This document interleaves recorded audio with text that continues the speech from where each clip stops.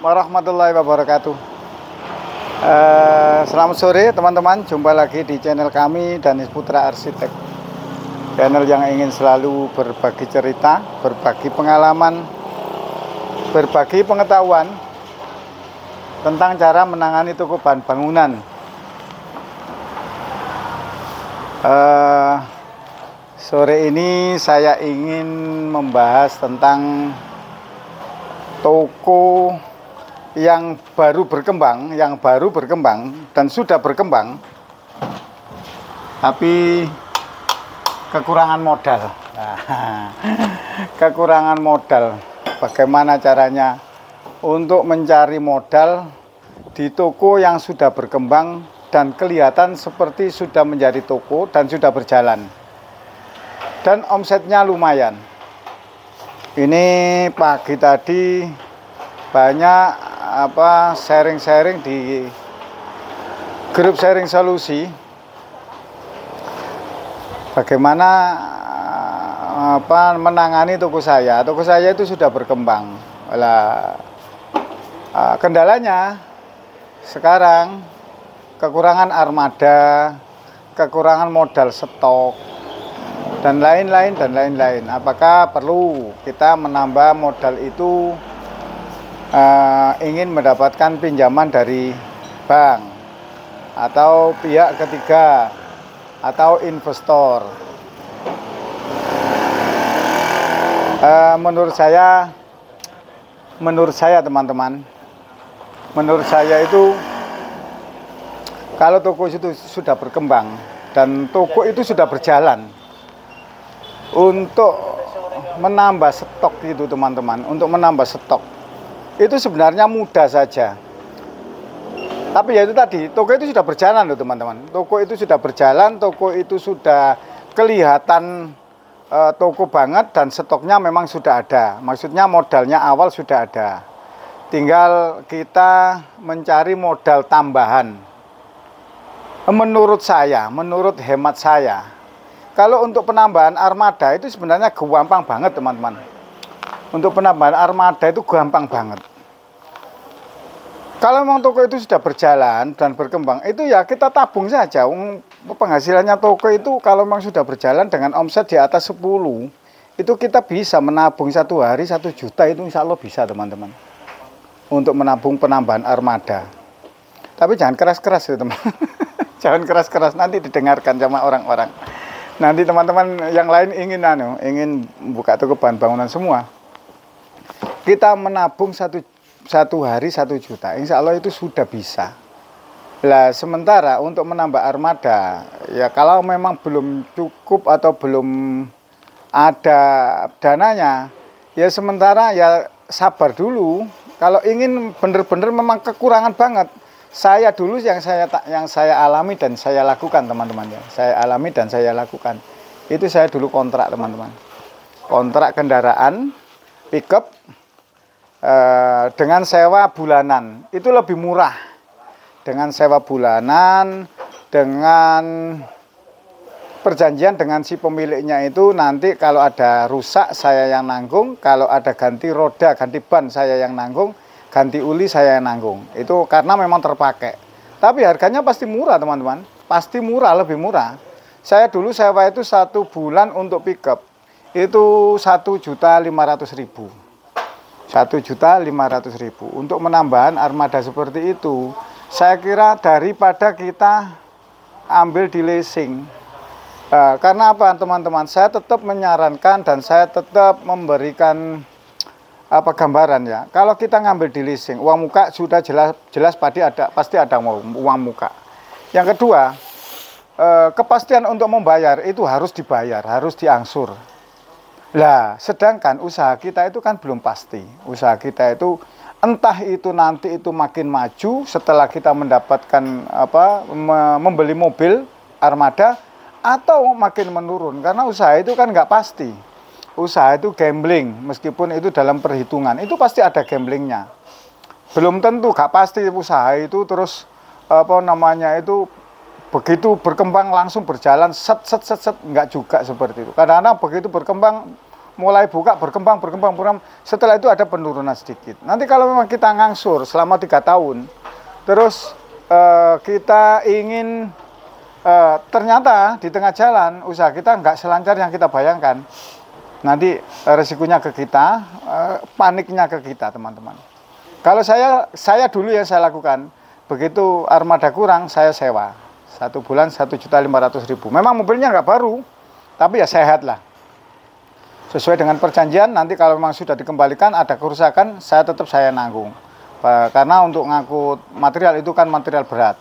Tapi kan perbaikannya nggak mahal, teman-teman, nggak mahal. Saya dulu begitu saya kontrak 3 bulan, 4 bulan, saya sudah bisa beli lagi. Dan saya memberi penawaran kepada pemilik mobil. Mobil ini saya beli, boleh apa enggak? Karena sudah terlanjur baknya rusak. 3 bulan saya pakai itu baknya itu sudah meot gitu, teman-teman. Ternyata nggak boleh. Kalau nggak boleh ya otomatis saya ganti bak saja, nggak apa-apa. Waktu itu saya ganti bak juga bekas, karena memang bekas. Ya saya ganti, waktu itu saya ganti 1 juta. Mengganti bak yang bekas juga sih 1 juta. Nah, ternyata pemiliknya juga fine-fine saja, nyaman-nyaman saja, enak-enak saja dengan kita. Setelah itu saya sudah punya 2 armada. Setelah 2 armada juga seperti itu, masih kurang. Saya sewa lagi, teman-teman. Saya sewa lagi. Berkembangnya waktu, banyak toko pesaing, maju. Akhirnya saya sendiri ternyata tidak membutuhkan, ya saya kembalikan. Enaknya kan seperti itu kalau sewa, sistemnya sewa, teman-teman.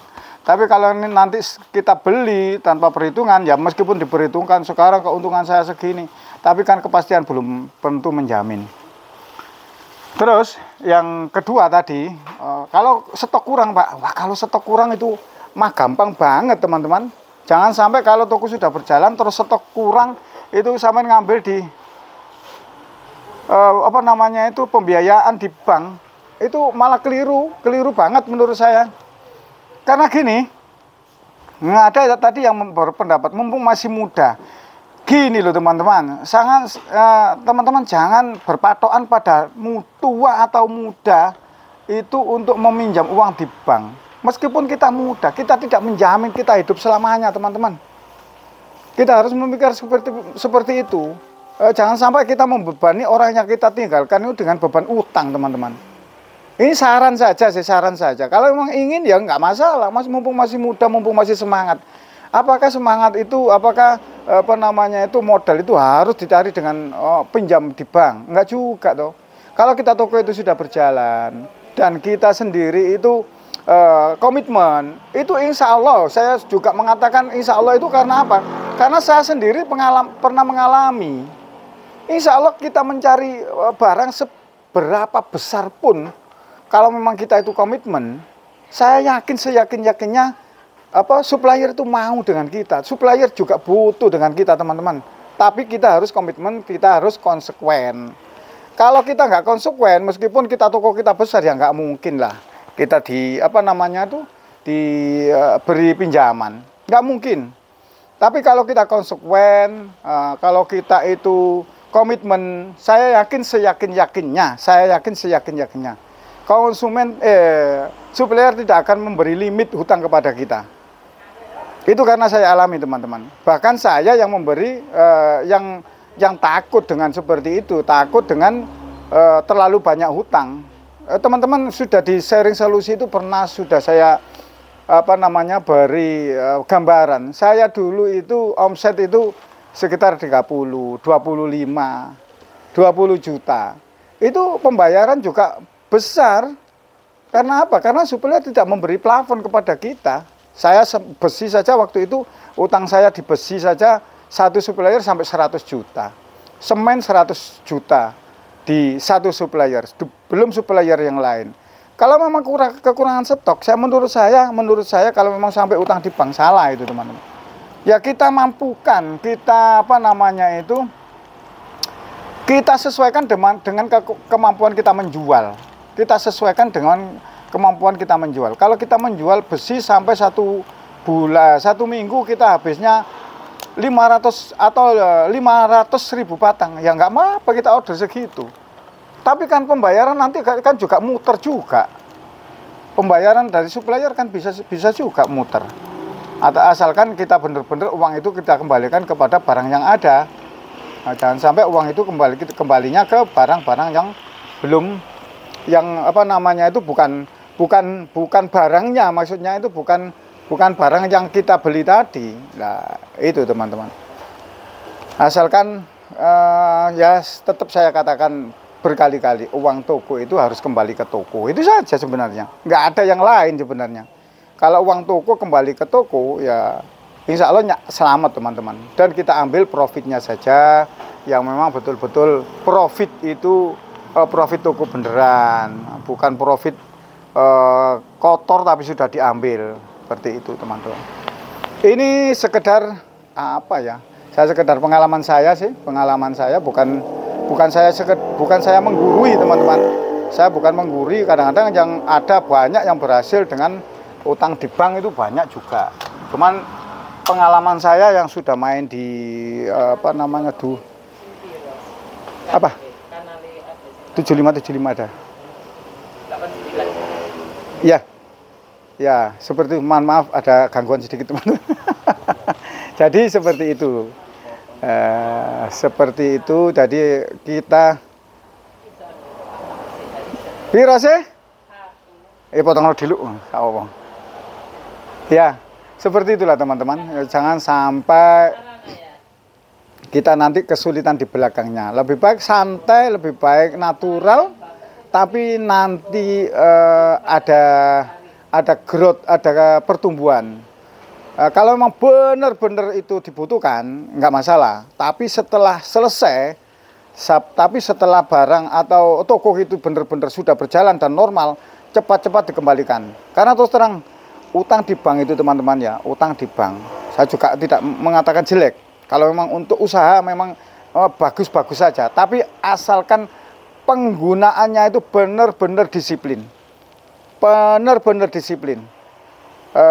Karena memang kelihatan uang dari bank itu seperti uang kita, padahal itu uang pinjaman kan. Kita nggak nyangka karena pinjaman. Nah, makanya bank-bank itu kalau memberi pinjaman itu kan dilihat usahanya itu memang berjalan apa enggak, dilihat apa namanya itu jaminannya, karena memang ya rawan seperti itu teman-teman, rawan seperti itu. Demikian, ini sore hari toko mau tutup. Alhamdulillah omset hari ini juga menyenangkan teman-teman, menyenangkan. Alhamdulillah. Yang maksudnya menyenangkan itu disyukuri saja. Yang penting lebih dari profit, lebih dari biaya operasional. Meskipun omsetnya kecil, tapi profit sudah lebih dari biaya operasional. Alhamdulillah. Semoga kita semua tetap dalam lindungan Allah Subhanahu wa Ta'ala. Yang kedua, semoga kita semua dalam mencari rezeki mendapatkan rezeki yang berkah, rezeki yang melimpah. Dan yang terakhir, semoga kita semua tetap menjadi orang-orang yang bermanfaat bagi sesama. Saya akhiri, assalamualaikum warahmatullahi wabarakatuh.